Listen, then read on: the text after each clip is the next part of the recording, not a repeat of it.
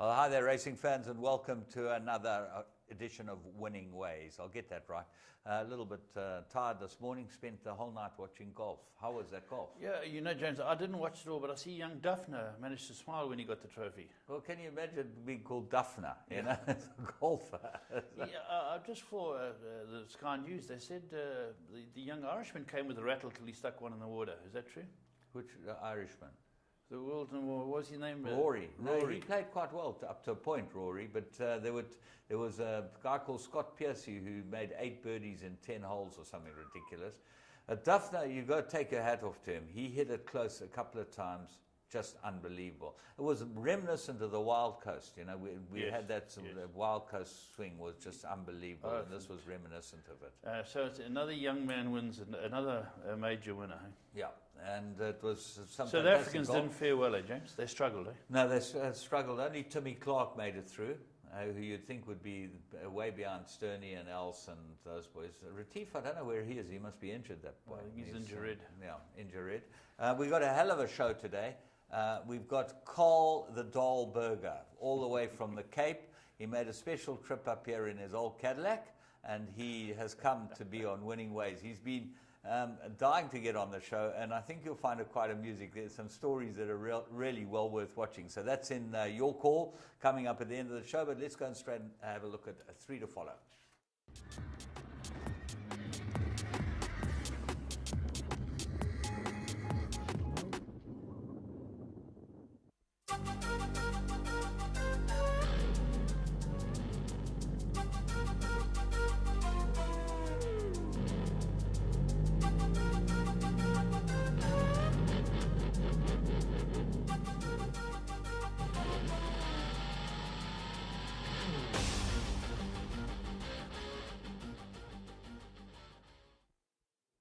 Well, just a reminder to you that the horses are at the sales ground. You can get across there and have a look for the National 2-year-old sale, which happens on Thursday and Friday.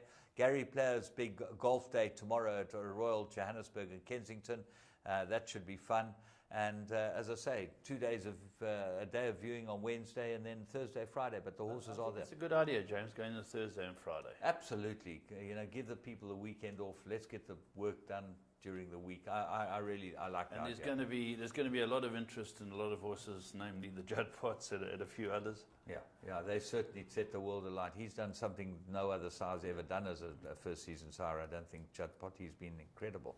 But let's go and have a look at a couple of very nice horses. We picked up 3 really nice horses now, 3 to follow. Let's go and have a look at them. Yeah, the first one we pick up was an unraced horse called Santa Carolina. And this is a grey horse. Obviously, the mother was an absolute flyer too. Ella de Vittoria. Ella de Vittoria. So this horse runs in Mary Slack's Wilgerbos colours, the black with the red cap. It's a grey horse, number 13. And this debut was over a mile. And I thought, sure, they've put the money down. It was odds-on favourite, and they were on the button here, James. The horse I thought they had to beat is moving up in red and yellow in second. Wild Ash, who had been runner-up twice. Yeah, Wild Ash was, namesake was a very good horse trained by Ralph Rickson, if I'm not wrong. Look at this horse of Mike de Cox. It's sitting about 3 lengths behind Wild Ash. Wild Ash looked to be a blinder in the race until you saw how good this was. Yeah. But this is very good. Absolutely. I think this is going to be a very smart horse. They brought it out. She's a lovely filly, and she's got a pedigree to boot. But I was watching the race, and I thought, here, Wild Ash with the white faces in second now, moving up very comfortably. Then I glanced across, and I saw the grey horse, and I thought, no, they've got this one right, the de Kock team. This is good. Yeah, well, Wild Ash now goes to win a race, but the Ella de Vittoria's daughter absolutely cruises past her by Tiger Ridge. And Santa Carolina. Tiger Ridge is really probably the most underrated stallion in South Africa. Look at this. This absolutely doddles it. This is very, very good. Yeah. And she's got the pedigree to boot. She ends up winning by 3. Top class. Top class filly. Keep an eye and remember the name Santa Carolina. She's the first of our 3 to follow, and I'd certainly keep an eye on that one. Right, we move on from there and go and have a look at, this was Sunday at Clearwood, and the Bass team have been very quiet until suddenly the Gold Cup, they won the Gold Cup, and now they've stepped out a couple. But did they step out a couple? I think there's about 5 or 6 million rands worth of horseflesh in the first 2 races. more than the whole stakes pot for the month. and Bass stepped these out. They both got beaten. Both of them showed that they might be quite nice horses. Let's go and have a look at. He stepped out a few, and this is a very nice horse. It's drawn 1. As you can see, it's the grey horse, and it is called Top Jet. It runs a very good race with young apprentice Donovan Dillon. It looked a competitive race. The horse who wins it is an unraced horse as well. Funny enough, 150 grand for the Bezrin called Bezanova.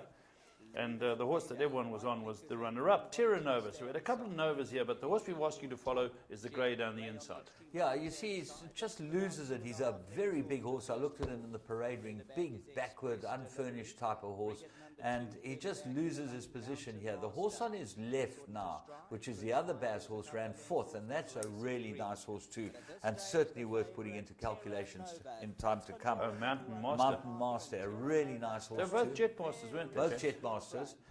But watch the grey now. He just he can't quicken up with these two. They've got away from him.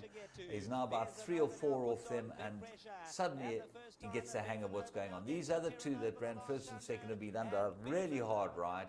And watch the 3rd and 4th horses. They both run on really well at the death, and I think that you'll find this horse, the grey horse, be a very nice horse. Very smart debut, but both these runners. But I was very impressed with the grey horse. Bear in mind, it came out of trap 1 and had to move over. Just having a look at that race, you will see that Clarewood pushed that false rail, the outside rail out, and a lot of positive feedback, James. Absolutely, made a huge difference, and the course was in fabulous condition because we had a bit of rain during the week. The rainy season's coming, the courses will be great. Let's go and have a look at the second race on the card, Helderberg Blue. This is another Bass runner, and this is a very nice filly. Yeah, again, everyone had, the favourite had run 2nd here. This horse doesn't get away as well as you'd like, the horse that we found, Helderberg Blue. And it looked like Shakes Brashy was going to win, but gets beaten by another unraced horse, a JPEG, a very smart JPEG called Jay's Man from the Dennis Dreyer stable. But again, Helderberg Blue, Mark Bass just getting these horses. What's this trigger finger got on the second horse? No, Shakes Brashy, watch in the pink colours, okay? Our man Trigger Finger Veal. Yeah, and, you'll see he's the winner's in front. cantering behind the winner. Yeah. But watch what happens now. And then behind them is Marsh Shirtliff's colours. Yeah. Very nice horse, Marsh Here the Shirtliff. pink colours goes. Here goes Trigger Finger. On his bicycle, 100 too early. Wins, they've got the race won. This is all over. Helderberg Blue's just behind it with the black cap, or it's got no skull cap cover. And she's running on best of everything. This is race over, but just a little early. Yeah, a little early. Unfortunately, the winning post is at after you've got 6 furlongs, not 5.5 furlongs. Yeah, and this JPEG comes back, very good run. There's the third horse, getting into the race now, Helderberg Blue. Very nice. So Mark Bass has certainly stepped out some expensive horses, but he's going to win a good few races with these. Yeah, I think these horses will probably go back to Cape Town having had the run under their belt, and you just follow them there. They'll all win because they look like they can run like anything. As far as Blast from the Past is concerned, we're now going to change slightly, and what we've done is we've decided to take out some fabulous races from the past, and I mean worldwide, internationally, and they're quite interesting to have a look at. A couple of people of our sort of vintage, or my vintage, Laff, you're much younger than me, will really enjoy watching these and bringing back the memories that they bring back. It's a quiet period for racing. The first one you picked is Arkle, I think. Arkle winning his 3rd Cheltenham Gold Cup. And it's just amazing how he did it. For the people who don't know, you know what Arkle was named after? No. A mountain. There were 3 mountains on one of the royal family's farms. One was Foynavon, and Foynavon was a bad horse, the biggest roughie to win the Grand National. Everything fell, except 3 horses. At the Foynavon fence. Arkle, and the third one was St. Paddy, I think, with the 3 mountains. So Arkle was named after that. Well, it was owned by the Duchess of Westminster. He was probably the greatest steeplechaser that ever lived. Yeah. And this was his 3rd Cheltenham Gold Cup. And just have a look at this. He hits one fence so badly, most horses would have been stopped in their tracks. And he goes on to absolutely doddle it. He was an absolute superstar.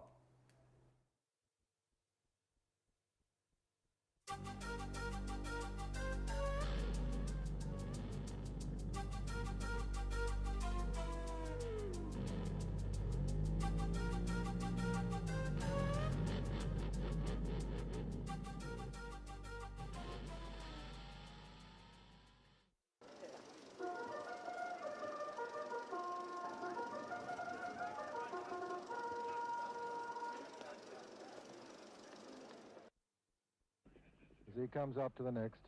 Dorman second, Snego third. Sartorius and then Hunch. Another complete circuit. Oh, and he barely took off at that one. He just looked at it and ignored it. And how he got the other side. Well, you should have heard the gasp from the crowd here. It looked as though he wasn't going to jump at all. Arkle rounding the home turn. A great roar from the crowd now as they see him level up. Absolutely effortless he is at the moment. Surely he's not going to take any chances with this one as he did before. No, he jumps it like a champion. Roars from the crowd as he goes away. Dorman's jumping it second. Snego's jumping it third. And there's Arkle striding up to the line. The runaway winner of his third successive Gold Cup, being chased vainly but gamely into second place by Dorman, with Snego just hanging on to be third. That mistake from Arkle on the first circuit really was extraordinary. We had seen something similar, of course, in the 65 Whitbread at Sandown, but the reverse angle shot shows how perilously close he was to dashing the dreams of a nation. Yet again, he showed his survival instincts, and by the time he had jumped the final fence in glorious isolation, the 10-to-1 on price at which Arkle was returned almost seemed like value. It remains the shortest SP of a Cheltenham Gold Cup winner.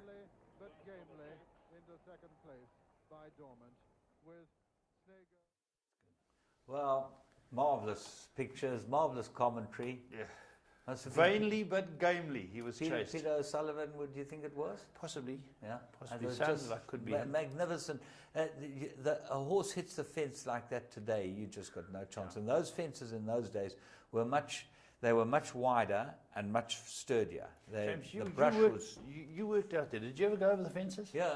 And what is it? It's Birch, isn't it? Yeah, Nigel Birch. Yeah, Nigel Birch. It's all Nigel Birch. Our mate in Spain, Nigel Birch. He runs a restaurant in Spain. Yeah, great golfer. Called Birch's Grill and something like that. Grill and toasted salmi. Grills are not, and boerewors rolls. Yeah. But tell me, James, are the fences different today? Oh yeah, they're not nearly as broad. In those days they were about 18 inches broad with sticks. Those twigs were half an inch wide. In diameter, and they were sturdy. If you hit them, you just came down. Today they've made them much narrower so that the horse can go through the top, and the fences aren't nearly as big. Yeah, and those horses in those days really. But I think that horses, humans, everyone's become a lot softer today than they used to be. You know, in the old days, I wouldn't tell that. Rugby players were tough. Race horses were tough. Yeah, they were tough. Yeah, that's right. They're big bunch of softies now. Ask Alan Sutherland about a couple of things that happened Moff in the Marburg scrum. and Alan Sutherland and people like that. They're big softies. Yeah. But I'm not going to tell them. Who rode it? Pat Taft. Pat Taft, yeah. Good rider? He was one of the top riders of his generation. And it was fantastic that Anne Duchess of Westminster owned the horse because she is passionate like the royal family, the whole royal family is. And to win your third Cheltenham Gold Cup and be 1-10, you know, every single person in Britain backed the horse to win it, and he nearly came down. Has his record been equalled? Did Best Mate? No one's ever won. What about this? 3 in a row. Oh, 3 in a row. Okay, yeah. All right. Very Best interesting. Mate won 3, didn't he? Yeah, and then the horse has just retired. The name escapes me. Fantastic jumper. The name escapes me. Was a horse trained here in Durban. Yeah, that's right. We were getting into the Mr. realm Hill's horse. of Whatever his name is. Impossibility at this stage. But 3 Cheltenham Gold Cups. That was the beginning of it. And I do enjoy some of the old footage from that. Next week we're going to have Mill Reef. We'll show you Mill Reef winning his derby, star. which is fantastic. I think it's a great innovation we've come up with, and we've got a couple of other innovations in the pipeline. But let's go and have a look at the plum of the week.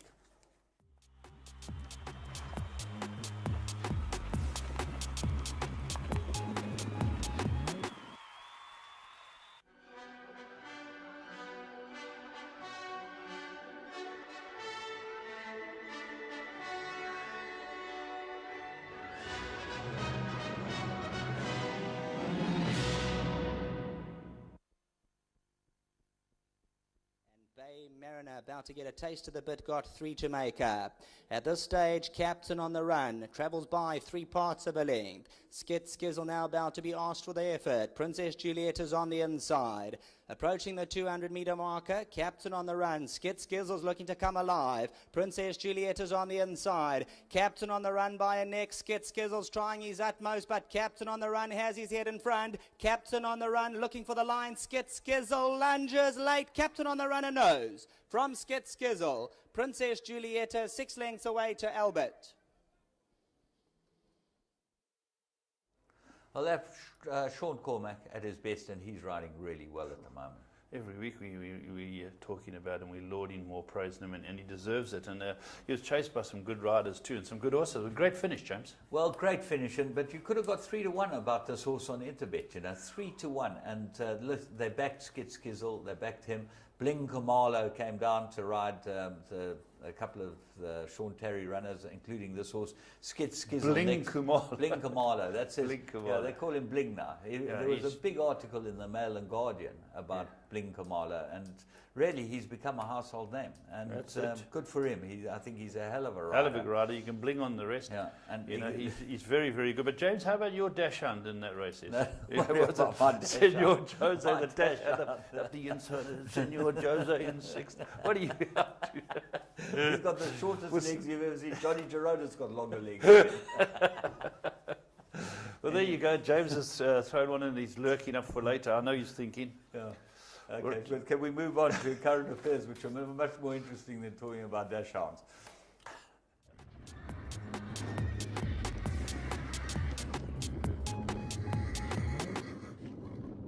Hi and welcome to Current Affairs. We had a couple of Group 3 races down in Cape Town today. Nice to see that we're getting back into group racing.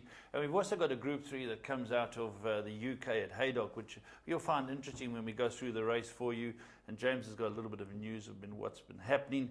But James, a bit of racing down in Cape Town. The Champagne Stakes starting off things down there. Well, yeah, it was Princess Victoria's swan song. This was her final effort, and she goes to stud now, and I think that she deserves she'll probably be a very good broodmare. She's extremely well bred. Victory Moon, one of the first Victory Moons, and she's a superb racehorse, and she always has been. She's taken on the best. She's locked horns. She's had a lot of wins, and it'd be sad to see her go, but every dog gets his day off. It goes to stud. Yeah. Any ideas who the stallion's going to be? I have no idea, but I'm sure that she's owned by Main Chance. She'll probably go to Silvana. Yes.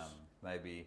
Yeah, that would be the favourite. They've got a whole host of really good horses there. Black Menalouche, you never know. Yeah, correct. Including the new ones. So, Gitano Hernandez, he's also there. Let's go and have a look at the race. Let's go and pick it up. Just in behind that comes Princess Victoria in the yellow. She's tracking them with La Patineurs further back behind that one. They followed by Machis, Miss Saigon towards their inside as they race down towards the final 600. In the centre, Victorian Secrets now come forward to pick it up. The Witch Doctor down the inside. Princess Victoria races just in behind the leading group. They followed by Abbey Creek over towards the inside. Then comes La Patineurs. Miss Saigon's trying to keep closer. Machis races in behind those. Victorian Secret still in front, but Princess Victoria between runners is now starting to kick on nicely. The Witch Doctor back towards the inside can find no extra. La Patineurs behind that. Fly by Night, after being slow start, is now starting to run on late in the closing stages. As they come inside the final 100, those Victorian Secret and Princess Victoria. And Princess Victoria is claiming the advantage. And Princess Victoria going to bow out on a winning note. She draws away to win. Princess Victoria, mighty impressive from Victorian Secret back in second. Got tight behind that for minor money. There we go. A great filly ending her career. Ridden by a great rider who seems to be half-fiving a long way out. Well, good for him. Good for him. Andy, lovely to have him back in the saddle and have great him rider. He's always the greatest fun. Him and Anton Marcus at the track in the morning. You've got to have the two of them. They make going to track fun. Yeah, but they must be good cop, bad cop. One guy's extremely bubbly, and the other guy is, I don't know, he's always looking for something to beat him. Who? Anton? Yeah. No, but Anton's a studier, so he's I would call him... He's more of a pessimist than another guy, an optimist. I call him an Einstein. He's Einstein? Yeah, he's always... That means one beer in German. Well, that's right, Einstein. so you call him one beer? He's a one beer boy. 9 fingers and 1 beer, that's his name, but he's a great rider. Nice to... I saw him at the track, James, he's going to be back soon, eh? Yeah, in fine form. Fine form. He said that he's chubbier than Andrew Fortune, which is hard. I don't think it's impossible. But the wit of Andrew Fortune? Yeah, the wit of Andrew Fortune and Anton Marcus is a combination that we could do. Yeah, with, they're both sharp brains. Sharp as Yeah, tacks. two very, very good riders. We're lucky to have them. And we're going to come back after the short break.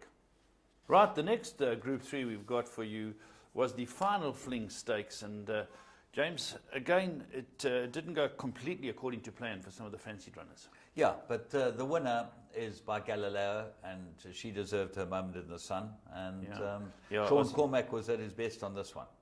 Yeah, let's go and have a look at the Final Fling Stakes. It's a Grade 3 race. We'll talk about it afterwards. They being followed by Gypsy Madonna, Dancing Dynasty 3 deep outside of those. Then comes Take Your Oath back along the inside, Bellanera further back, Imperial State 7-8 lengths off them, Nonky Poo in behind that one, Shimmering Jet racing well back, and Spring Beauty is still your trader. They're about to come off that false rail with just over 450 left to the line, and Rain Gal brought the field for home from Schism racing up in second. Dance for Gold behind that race is third, and Margaret Court is deeper out in the track. Gypsy Madonna is starting down Wine Cash Register. Dancing Dynasty right towards the outside is also starting to get into it. It's Rain Gal in front though as they come down to the final 300. No more from Schism along her outside. Margaret Court is in behind that. Cash Register. Rain Gal is flat to the boards, but she's still in front. Margaret Court is coming strongly up the outside. Rain Gal though is keeping challenge at bay, and Rain Gal going to stand and win. Rain Gal goes on to win. Imperial State flew up for second. Margaret Court behind that race third. Schism I think might have just held fourth with Nonky Poo the outside. Yeah, a very gutsy win. Good ride by Sean Cormack, and well done Justin Snaith. It's his Australian filly, and as James said, by Galileo. So a great addition to the barns of breeding. Front-running tactics showed to perfection. You know, when you go find a rider sitting in front dictating and then kicks at the right time and holds on. I think that's the artistry of being a good jockey, and you know, very few can do it properly. 6 horses and just over 1.5 lengths, so quite a close finish. Yeah. All right, the next one we're going to bring to you is going to be the race from overseas, from Haydock, a race called the Betfred Rose of Lancaster Stakes. It's a Group 3.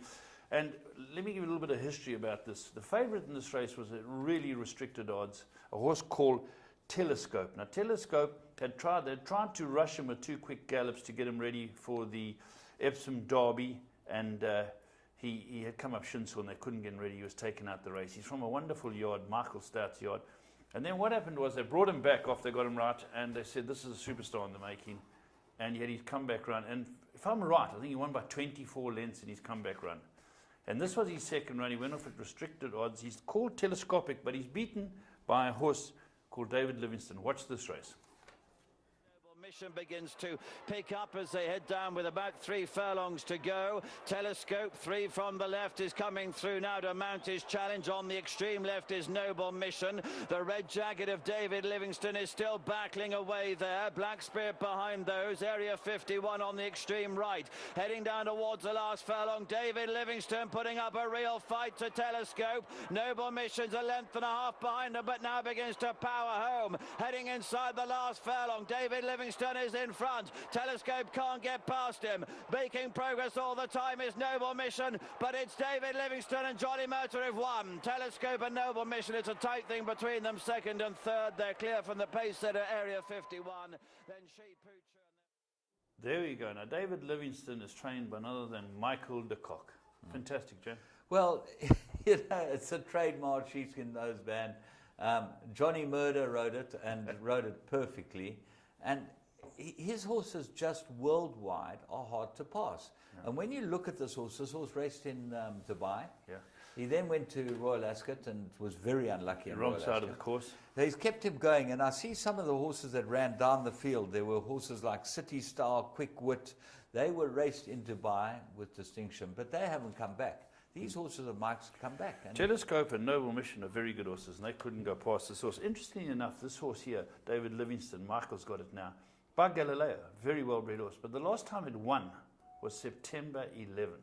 Comes across to Michael de Kock, he rejuvenates it, and it wins this Group 3 like a very good horse, James. I think he's taken a lot of time and a lot of work to get this horse right, but it just shows what type of trainer he is to go and win a race like this. And I think he's had a handful of runners in England this year. I don't think he's been out the money. 5th is the furthest back he's been. with the runners that he's had. His statistics have got to be world class, you know, and in England. And I know he's over there getting 500,000 rand first stake. Well, he told me he's getting ready for this weekend's a big weekend for him. He's got the Arlington Million. He's got the Apache going there. Now, an interesting thing about the Apache was nominated to run in Turkey. Did you hear about that? I read somewhere about it, and the Turkish official said because he had been given an African horse sickness, he wasn't eligible. Is that correct? It is the biggest set of double standards I've ever seen in my life, because Mike went there with Museur, okay, who was champion 2-year-old here. Had his injections here. He went there and he won the big race in Turkey. So now to stop him going there, they said no, because the horse had an African horse sickness injection in his passport, it can't go there. This is iniquitous, yeah, that they can get away with this. I agree with you. Anyway, James, their excuse was the other one slipped through because it was an Australian horse, and that's hogwash. They both should have got in there. The Apache should have been allowed to go to Turkey. Well, he's going to Arlington, the Arlington Million, and his warm-up he ran 4th in a very, very strong race, and I think that he's pretty strongly fancy for the Arlington Million. And the other 2 runners that he's got on the weekend are Shay Shay in the Nunthorpe, and Soft Falling Rain is running at York as well. They're both running at York, I think, on Saturday. What distance would Soft Falling Rain be going, a mile or 7? 7 furlongs, 7 I furlongs. think, yeah. He's still 7 for 7, isn't he? Yeah. What a racehorse. National Assembly. And it's unbelievable what these horses have done. Just, you know, nowhere in the world have people taken horses and gone and done what Mike de Kock's done. Yeah. And he's having another crack at the Arlington Million. I know he was desperately unlucky not to win it last time. Johnny Murder. Johnny Murder. Johnny Murder. KB Shea. I think that was the end of that. Yeah. But it shows you he's off there this time, and I think Christoph's riding the horse. And he's got a huge weekend. They fly in? We got a huge weekend ahead of us as far as South African racehorses are racing overseas. Yeah, it looks very, very good. But I'm pleased that he's flying the flag, and you know he's opened up that's the Newmarket yard for people with top horses to come along and get their name out there and bring the horses. He'll get them trained, and it'll certainly be a good filler for the industry. I think that it will take off. I think that the first year is just a sort of feeler. People are getting an idea, but his statistics are just phenomenal. If you've got a horse that can run, the trouble is that how long it takes you to get there. You know, you got to do months here, then months in Mauritius, then another month. You know, James, it's got to be just thinking. It's actually worse than it's ever been. Absolutely. Yeah. We got to try and get it out when it's the English off season. But but in the same time, there are big races all over Europe. Yeah. It's just a difficult one. They've got to try and resolve these protocol problems. I don't know what the answer is, though. Yeah. James, talking about them, didn't they have the Jacques Marat this weekend? Yeah, the Jacques Marat they had, and it was won by Freddie Head's horse, Invincible Spirit horse, and won convincingly the mare. She was not the fancied horse. There were a couple of real fancied horses in there. Dawn Eclipse was one of them. Approach? Dawn Approach. That must have been favourite, James. That was favourite, and the other filly, something Kate, what was her Elusive, name? no. Elusive Kate, who beat, we showed the race last week. Top filly. She beat the grey Sky Lantern, and That's she right. ran down the field, so a couple of them ran down the field, but Freddie Head was confident that his horse could win. So the French are still very, very strong. Oh, they're incredibly strong, the French, and I'm just trying to find it here. But I did have it on the screen anyway. It was a bit of a shock. Dawn Approach, maybe not as good as everyone thought he was. Maybe danced a few dances. Well, that's the point. You know, he won the 2,000 guineas. He won the 2,000 guineas. Then he went back to Ireland. Then he back to England. The Derby, you know, Royal he had a Ascot. terrible time at the Derby. Then he won a hard Where did he race. get beat? A Goodwood of York? Yeah. Toronado beat him. Yeah, he's had a tough But he had a campaign. very hard race at Ascot as well to win. Do you remember? Correct, with Toronado. Correct, yeah. So maybe it's caught up. You know, even the champions. Nijinsky was a classic example. That's Had a right. very hard season and got to the Arc de Triomphe, and that was it. He lost and then he went back to the Champions Stakes Stakes and got beat as well. Got hammered in the Yeah, Champions Stakes. Sassafras beat him. That's right. You know, it's there's only so much you can push out of the toothpaste tube. It's hard to put it back in. Yeah. But as I say, even the best trainers in the world, their horses can go wrong underneath them. And they battle to keep them going. That's why Mike de Kock's such a genius, because this horse David Livingston's been going for 7-8 months. You know, it's ridiculous. You know. He's picked his marks, and unbelievable. Anyway, we look forward to some great times, and especially now we can, get horses that can't go to Turkey. Yeah, I believe they're taking it up with the Turkish Well, officials just to get back on it. That's double got to be standard. the worst decision as far as Turkey's concerned that they could ever made. We've been thrown out the olive branch to them. We've had their jockeys here. We've looked after them. Mike the Cock's been over there and been an ambassador and won their race. So they don't want him to win. So they say no because it's got an African horse sickness injection in his passport, which was done 2 years ago. Yeah. To work that out, that's bloody, it is ridiculous. One, you're not allowed to travel because you've got African horse sickness in the country, and then you are allowed to travel, but you're not allowed to come to us because you've injected the horse against African horse You've been sickness. vaccinated, you can't come. Please. No, Carl no. Berger's going to be much more fun than It'll that be a lot more so, fun. Have you got any other news, John? no, I think that's about it. I think it's quite good. And I think a lot of you out there have got to watch this Carl Berger thing. James did an interview. I haven't seen it, but James tells me it's priceless.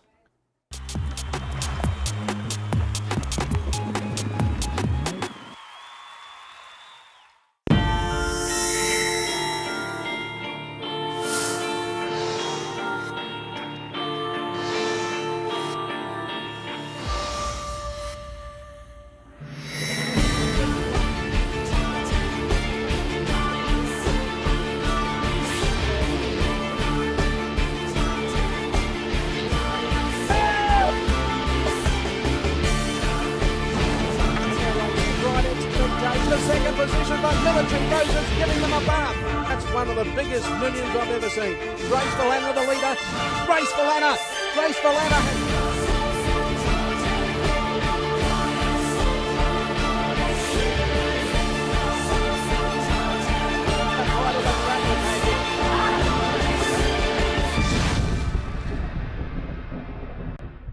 Well, every now and again we're lucky enough to get a very special guest on this show here at Winning Ways, and someone of interest is always well worth chatting to. And most of you will know who Carl Berger is, but not have an insight into where he comes from, what he's all about. Carl Berger, one of the leading lights in Cape racing, and very nice to have you here with us. Carl made the trip up here in your Cadillac.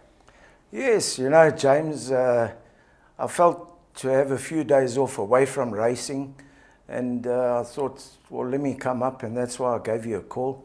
And thanks for having me on your show. Are you staying at Brahms Flat? No, I'm staying in... You got other mates here? Yeah, no, North Beach. Okay, well, you got lots of mates in Durban. You started your life in Durban. How did it all start? Jimmy Knox is obviously a huge man and a huge name. Well, actually, James, it started long before Jimmy Knox. You know, I lived in a block of flats. I grew up in a block of flats called Keswick Court. And flat number 1 was the Bentons. Flat number 12 was the Buckham's. Georgie Askew stayed next door to me. I think there was a trainer called Mr. Whiteford or Whitehead. He stayed in number 3.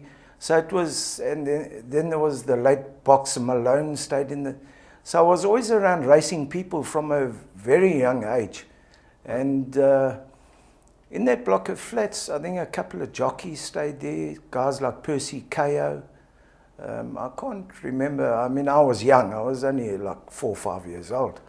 And that was the days that they were still working on the beach here in Durban? Yes. Well, you know, my father, when he was off duty, my real father was a policeman. And he was always, because Rufka Jackson was his big mate, and he was a trainer. He trained a horse that won the, I think it was a Clearwood Winter Handicap in 1960. A horse called King Size. And my father used to take me to the beach with him all the time. And then eventually my father hired Umfan to take me to the stables in the afternoon to watch the horses going for a walk. So I've always had an interest in horses. And from day one, I've wanted to be a trainer. Early on in my life, I never had the opportunities because those days your fathers had to have money. If you weren't in the know, nobody gave you opportunity. But the point is that you've pursued this passion forever. And now you train in Cape Town. And there have been some people that have made a big difference in your life, and I think the Browns, the Brown family, Herman Senior, Herman Junior, Herman Senior. Yes.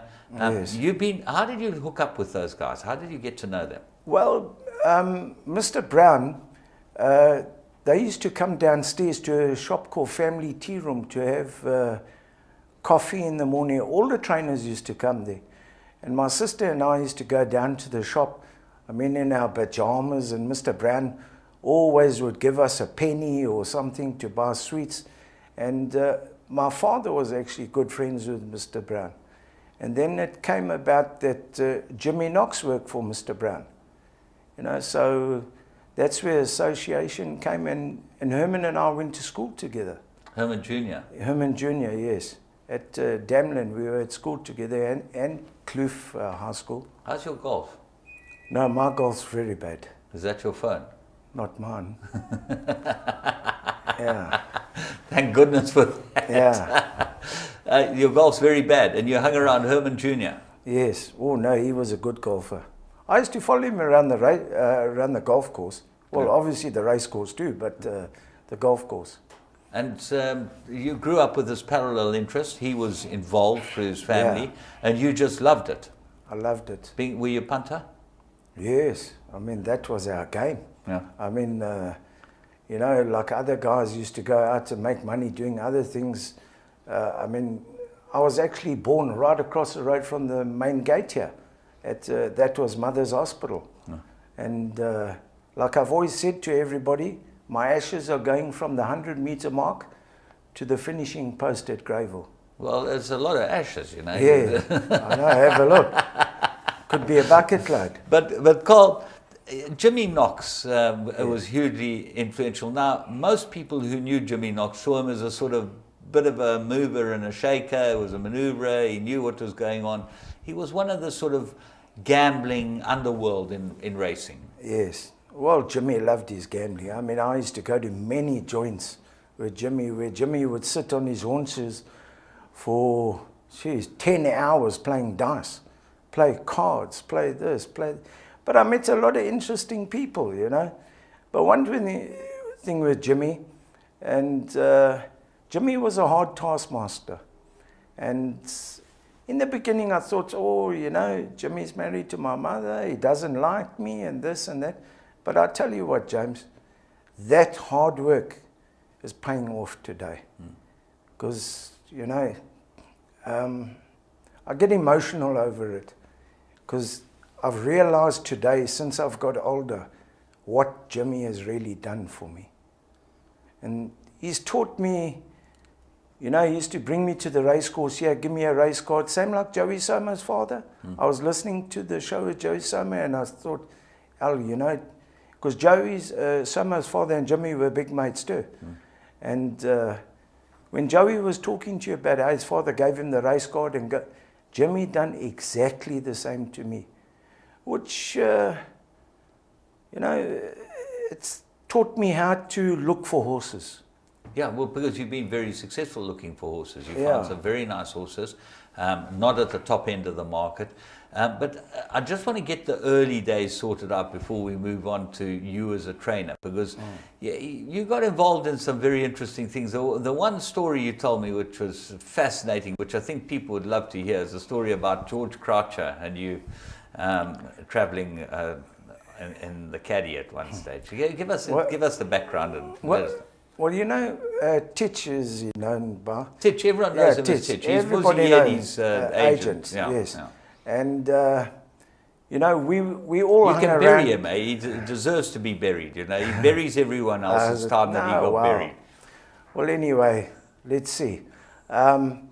You know, all of us guys from Greyville here, we all used to come to the racecourse. Brian Maxwell, Bert Leclos, you know Bert Leclos? The world famous whaler. Yeah. You know, every time you see him on TV, he's whaling. Yeah, he was fantastic. His son was fantastic Yes. at the World Swimming Games. Yeah, we all hung around together. And one day, Titch won a Cadillac from a guy called Peter Berenzi. So Titch says, well, let's go off to Cape Town. So we all jump in the car, we're off to Cape Town. We get to Bloemfontein, we've got no money for petrol. Titch says, don't worry. So we go into a court case where a farmer is held up for murder for something. So Titch goes, gets the family and says, listen, the judge is my uncle. don't worry, I'm having dinner with him tonight. I'll sort it out. But we need $2,500 up front. And when it's done, you give us 5. So the next day, we're all in the court sitting in the back. Act of God, the man got not guilty. So we got the $5,000. So now we're off. We turn off there, going down past Colesberg, Hanover, somewhere down there. Titch says, no, wait, hold on. We need to get a few more pound.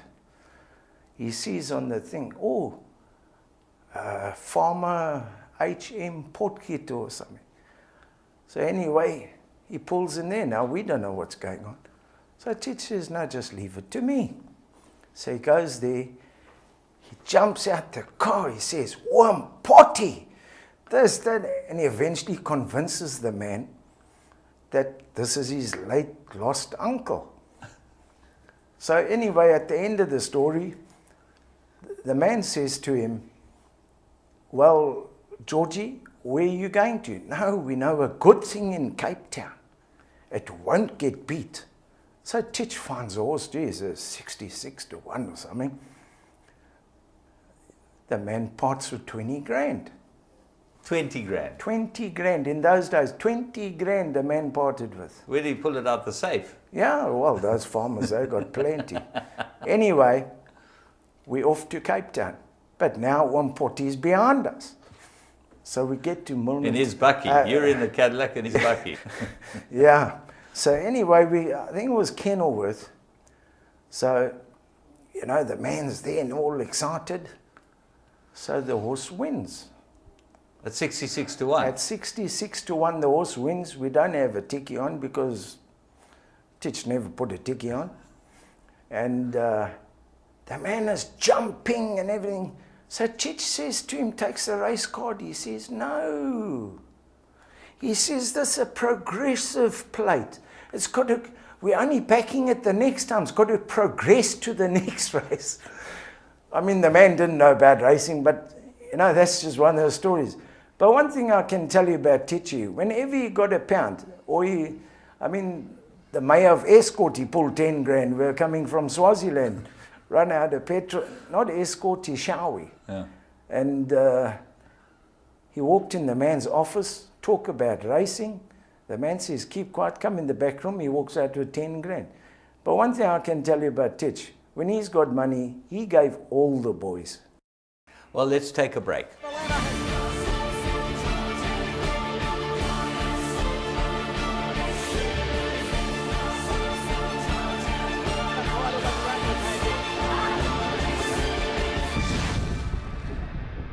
Etienne was my idol. He was Kid Colt. I mean, I grew up in front of Etienne, and Etienne, geez, what Etienne done for me all the time, every time, Etienne. And I needed a few pound, and Etienne had 100 rand, and he gave me 50 rand. So, you know, Etienne's also used to help all the battlers. He was very generous too, you know. Charlie Good, Etienne, Alan Burke, Mickey Friend, you know, all those old guys from, I remember here in Greyville, Joe Langerman, you know, all those old guys. So Greyville was your, basically the hunting ground, Greyville, Clearwood. Yes. Scottsville, did you go much up to Scottsville? Yeah, we used to go, you know, we all used to get in the car and off we go. In the Cadillac? In the Cadillac or whatever, you know, and put a few pound together, put petrol, we all go to Maritzburg. But not too often. Mainly Maritzburg racing, we used to go to Natal Tattersalls. Yeah. I mean, what was it, West Street, one of those streets? Field Street. Field Street, that's right. Yeah. And, oh, it was pretty packed on race days. You know, and then you get characters like Franco the Barber, Franco the Barber, yeah. Yeah, Brian Malone. What did he do? He was a barber, wasn't he? Yeah, no, that's what it is. What about Harold Robertson? He was the barber as well. They called him the barber, Harold Robertson. Yeah, I didn't know much about Harold. I knew he had a few horses, but I don't know much about him. No. But you were in a different echelon, yeah. Different playing field. Yeah, different. Well, we were in the lower echelon. They were the higher echelon, you know.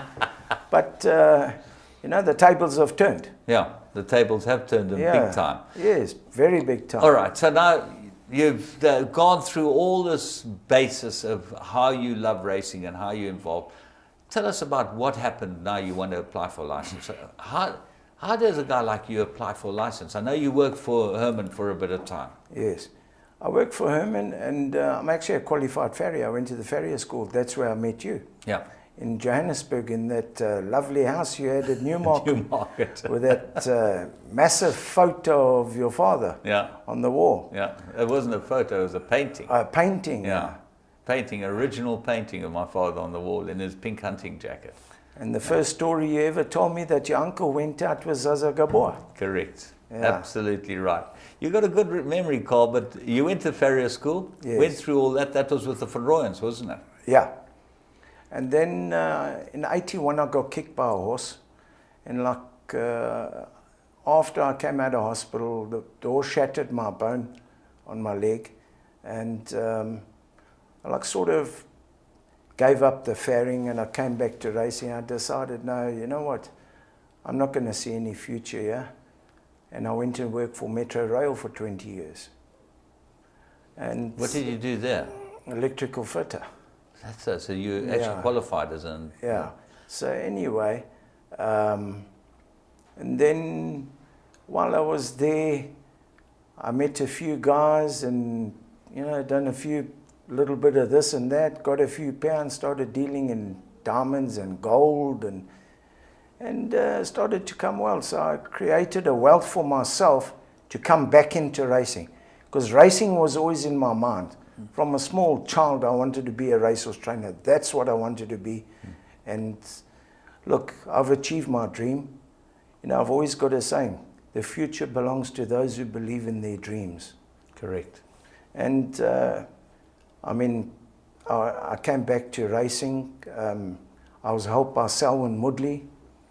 He signed me on as a stable employee, and Roy Moodley looked after me. They sent me to Cape Town with 6 horses, and I won a couple of races, and then I came back here for, I left Cape Town 14th of February 2005.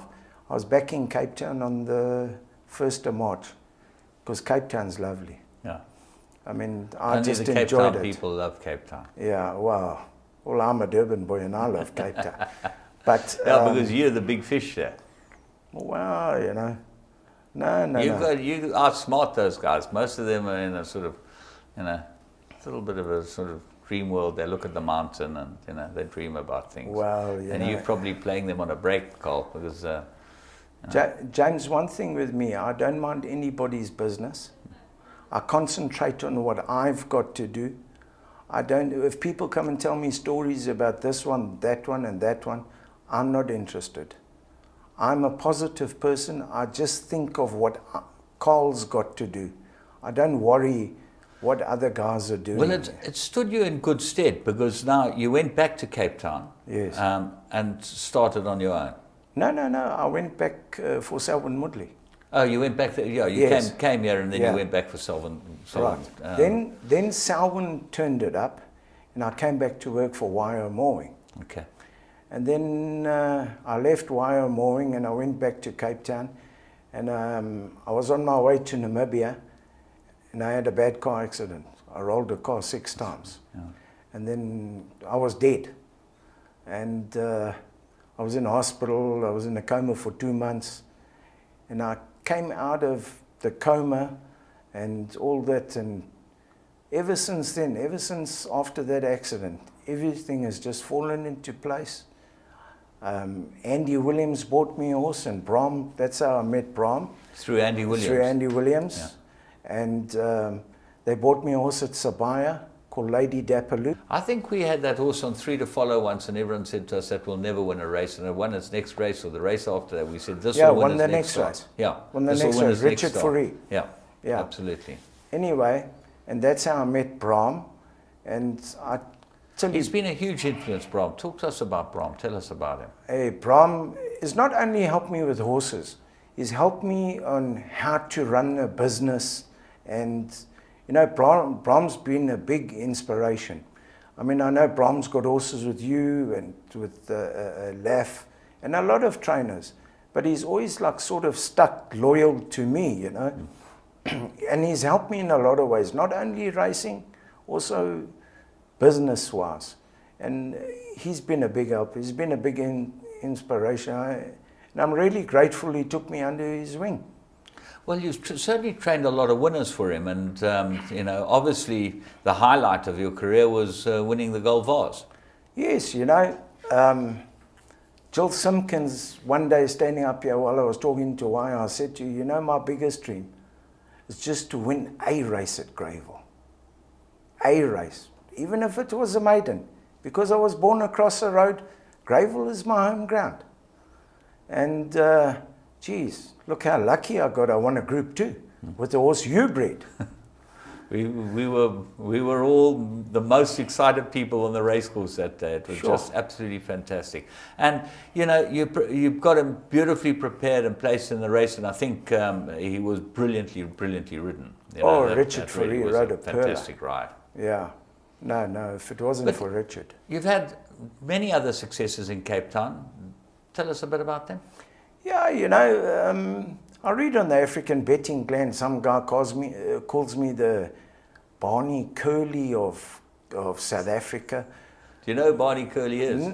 I've come to learn that he's some punter or trainer or something, that when he puts the money down, they come home. Yeah. Well, you know, that's how I like to be known. Look, I'm a punting stable. That is, I mean, I haven't got many horses. I've got 30. Yeah. But horses that can't run, I don't run a pet shop. If they can't run, they're out. Yeah. I've got pets. I've got 4 German Shepherds. Those are my pets. Horses have got to earn. Look, I try and do the best for every owner that I've got. You know, not every year you can please everybody. But one thing they know with me, if their horses can't run, goodbye. And you've got a couple of now, lately you've picked up a couple of decent owners. Yes, you know, Bernard Cantor bought me a horse. That is a huge win, yeah. Yeah. Andre McDonald, the owner of Igugu, he's giving me a horse. You know, there's Brian Katzen, who owned a share in Cossack. Yeah. Look, I swapped from Man United to support Swansea because he owns Swansea. Yeah. You know, I always support the people that support me. Sure. Well, who wants to support Man United now? They've got some sort of second-rate manager. When they had Ferguson, it was different class. Yeah, it's a nice time to move, I can tell you. You know, Swansea might be on the up. I was when Swansea went to the first division. That's when I changed. Yeah, but you enjoy your soccer, don't you? Yeah, no, soccer is lovely. Look, I'm not a Chelsea fan, but the way I see it on paper, I think this year Chelsea's a bock to win that cup. You're all wrong. Arsenal will win this year. If they get Suarez home to Rome. Oh, well, you know. But as far as you're concerned, you've got these 30 horses, you've got some nice horses. Where you stabled, you know? I'm stabled at Philippi. Okay. You know, James, look. Do you find the Snace entertaining? Very. Justin's my mate and Jono. Yeah, well, that's what they're entertaining. It's all about. Yeah. Yes. Yeah. Oh, sometimes when Justin comes to my office, I say, look on the wall. Who runs second? Who runs second? Apparently you've got a big, fantastic office with a big, I don't know what they call them, HD televisions and all that thing. I've got you like the good things in life, yeah, Carl? Well, you know, when I was young, I couldn't afford it. You know, the first day of school, I had my cousin's pair of shoes on to go to school. So that's, I can tell you, I come from. And you know, one thing I want to tell you, James, is that some people believe it and some people don't. But here in Greyville, we never knew about apartheid. The first time I learned about apartheid was when I went to the army. Yeah. Because we used to live, it was like Woodstock. We lived all amongst each other. Everybody played football in the park at Sutton Park. Yeah. We didn't know about all this nonsense. And how was your army days? No, army days were good. Yeah. Yeah. Where were you? What was that all about? I was at 1SSB, and then I went to Walvis Bay. No racing in Walvis Bay?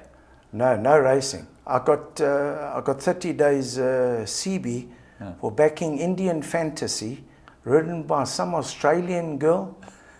I phoned old man Brown and he told me Indian Fantasy will win 25-1. I went in there, the corporals caught me, I finished up getting 30-day CB. But who cares when you've had, when you're winning 250, I had 10 Rand on. I mean, those days, 250 Rand was a bit of money. Yeah. So It was a bit more than your pay. that's it. I mean, I think those days we were getting about 50 Rand or something Yeah. a month. Yeah. Yeah, no, look, the army, the army pulled me right. I mean, taught me a lot of things.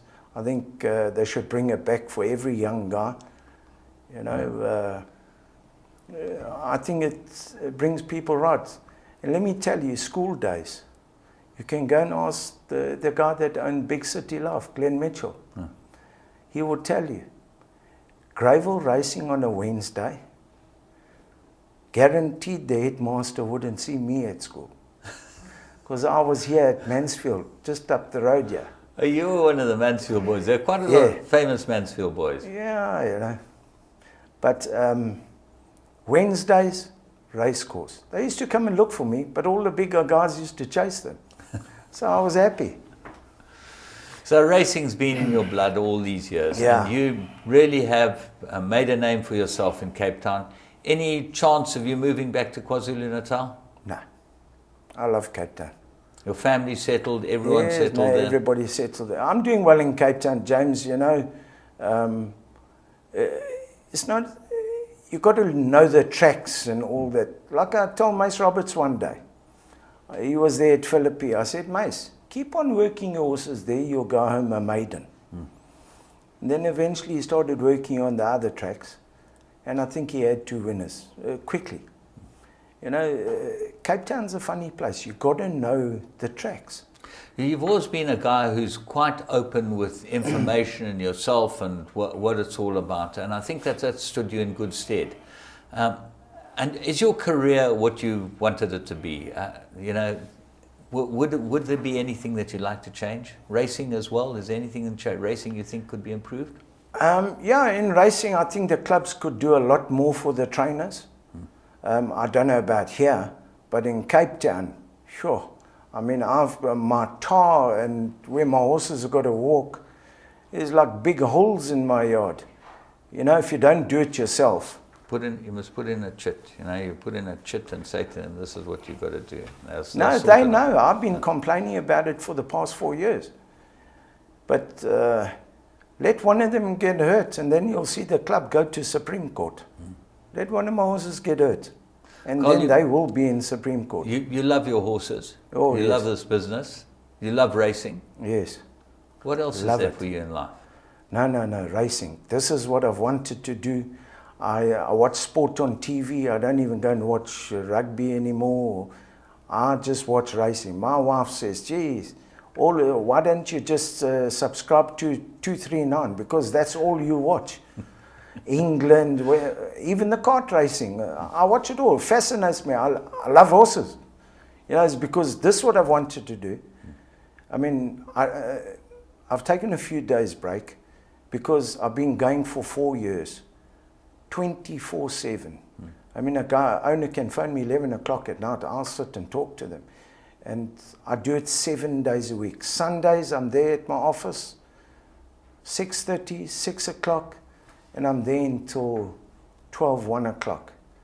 Because I've got the opportunity and I don't want to let it go. Because this is what I've wanted to do. Well, we're going to call it a day there because you're a passionate man and we wish you all the success that you deserve. You've been a very good addition to the training ranks because there are very few people that can pull themselves up by the bootlaces like you have. Carl Berger, congratulations. And may you have many more winners. It's wonderful to have a guy like Carl on our show. And there you go. If you want a passionate man to train your horses, you don't have to look much further than Carl Berger.